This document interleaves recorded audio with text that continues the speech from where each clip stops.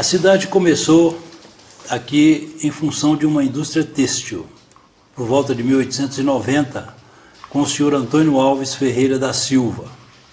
Ele comprou a fazenda Cachoeira Grande, aproveitou o potencial hidráulico do Ribeirão da Mata, com a cachoeira que tem aí, e montou uma fábrica de tecidos. Ela foi inaugurada em 1896. Ele construiu a fábrica de tecidos e, ao mesmo tempo, foi construindo também o conjunto residencial para os operários. Pouco antes da inauguração da fábrica, chegou aqui a ferrovia.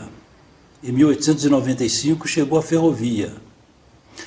Essa ferrovia ela foi chefiada pelo engenheiro sergipano de nome Pedro Leopoldo da Silveira.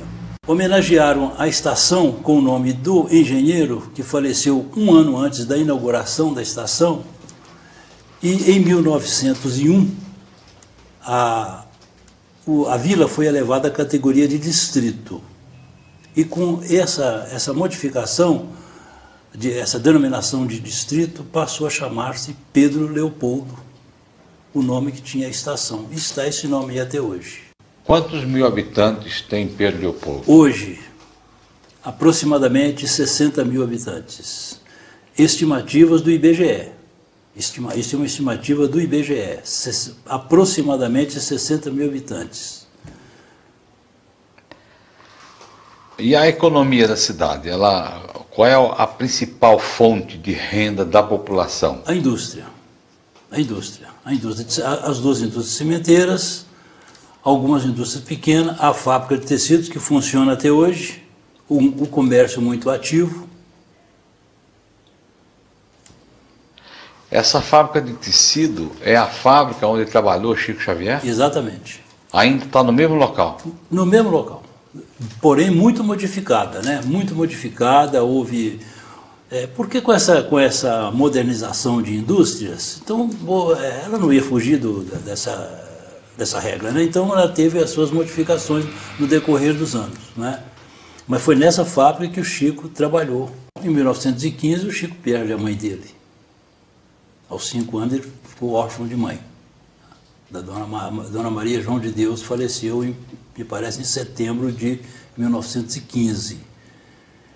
E o Chico começou, então, nessa época, a ter suas manifestações mediúnicas. E houve até um trabalho sobre a bandeira, me parece, no centenário da independência, que o Chico fez uma composição maravilhosa que assombrou a professora dele.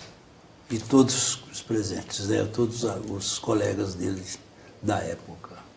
Teve como protetor aqui em Pedro Leopoldo um padre, Sebastião Scarzelli, né? Que era o protetor de Chico, porque o Chico tinha... Eles achavam que o Chico estava ficando louco, né? Por causa da manifestação mediúnica deles. Eles queriam, parece que, internar ele no sanatório, e o padre não deixou, e aquela coisa toda, era o confessor. Pedro Leopoldo, nessa época, não tinha paróquia. Esse padre era um padre de Matozinhos que vinha prestar os serviços religiosos aqui em Pedro Leopoldo. Porque a paróquia de Pedro Leopoldo só foi criada a partir de 1929. Então ele era o protetor, praticamente o protetor de Chico, né? Tem que Chico tinha uma grande admiração por esse padre, Padre Sebastião Scarzelli. Como foram os anos 30 e 40 na vida do Chico? Em que ele trabalhava? Bom, ele trabalhou num bar, né, do Claudovino Rocha, o Sr. Dove. Depois ele trabalhou na venda do senhor José Felizardo Sobrinho, o Juca Bicheiro. E depois foi para a Fazenda Modelo, onde trabalhou lá por 30 anos, aproximadamente. No arquivo nós temos a ficha de admissão dele na Fazenda Modelo, 1º de agosto de 1935. Mas ele trabalhou lá sem ser, assim, vamos dizer, registrado, né? E os locais, por exemplo, a Fazenda Modelo, o que o senhor tem para... O que representa a Fazenda Modelo para o município de Pedro Leopoldo? Representa muita coisa porque a Fazenda Modelo chegou a ser o cartão postal de Pedro Leopoldo, pela beleza, pelo o zelo que tinha lá o Dr. Rômulo, né, Joviano, e pela presença de Chico lá, trabalhando lá no escritório da Inspetoria Regional. Então era uma fazenda que tinha um atrativo ímpar aqui na região. Como foi, por exemplo, na sua juventude, até 59, o senhor testemunhou o Chico aqui, como que era o movimento da cidade em torno de Chico Xavier? Olha, de 50 até de 50 a 59, foi quando eu vim morar aqui pertinho da casa do irmão do Chico, do André Xavier.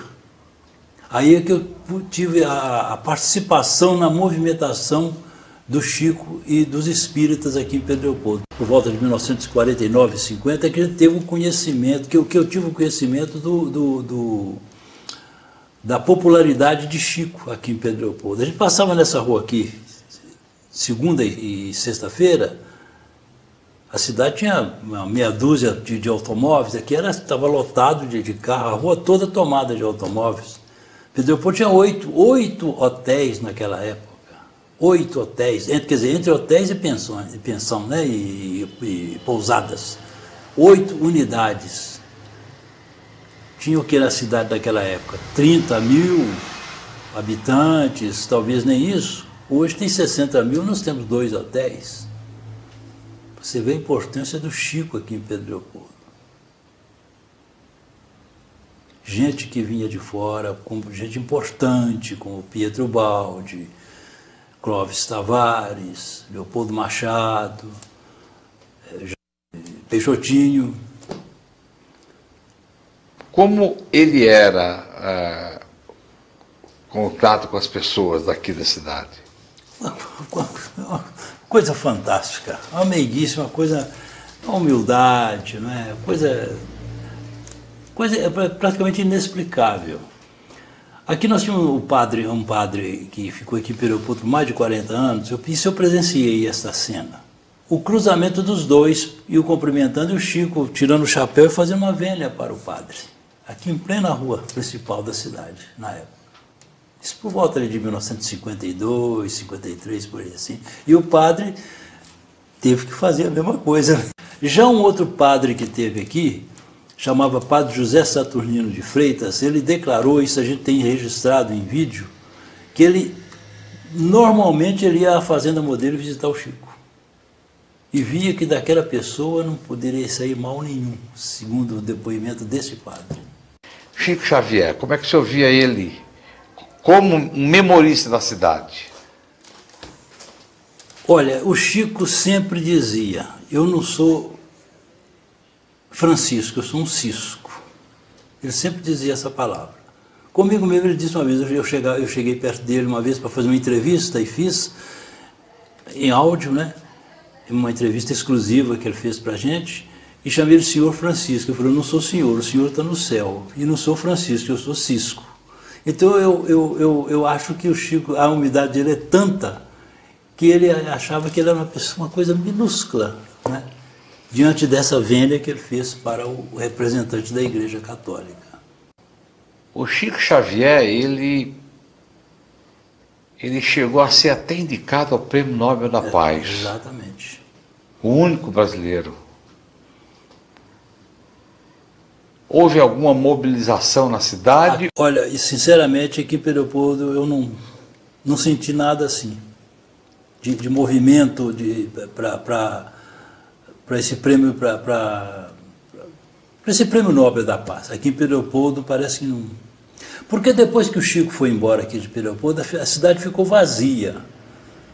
Ficou vazia, assim, parece que esvaziou a cidade, né? Vamos dizer, ele saiu daqui em janeiro de 59 e a cidade esvaziou. A cidade vivia cheia de turistas, de pessoas que vinham aqui para pegar mensagens de entes queridos, pegar receitas, né? Conversar com o Chico, né? Depois que ele foi embora, a cidade esvaziou. Não teve mais aquela movimentação, né, de pessoas, né? Agora, felizmente agora nós estamos revertendo esse quadro através de movimentos espíritas, através da fundação cultural que está sendo criada aqui em Pedro Leopoldo, através do memorial Chico Xavier. Então esse quadro está revertendo, né? Nós estamos agora começando a trazer de novo o pessoal para aqui, para a cidade. Se Deus quiser, vai acontecer. Está tendo as Semanas Espíritas Chico Xavier todo ano, já vão para a terceira. Então já tem, por exemplo, em 1980 foi inaugurada uma praça aqui com o nome dele. Ele esteve presente aqui, fez um discurso maravilhoso, contou a vida dele nesse discurso. O senhor acredita na reencarnação? Acredito. Não tem outra maneira de ser. Tem que haver a reencarnação, porque senão Deus seria o Criador do universo seria muito injusto, né?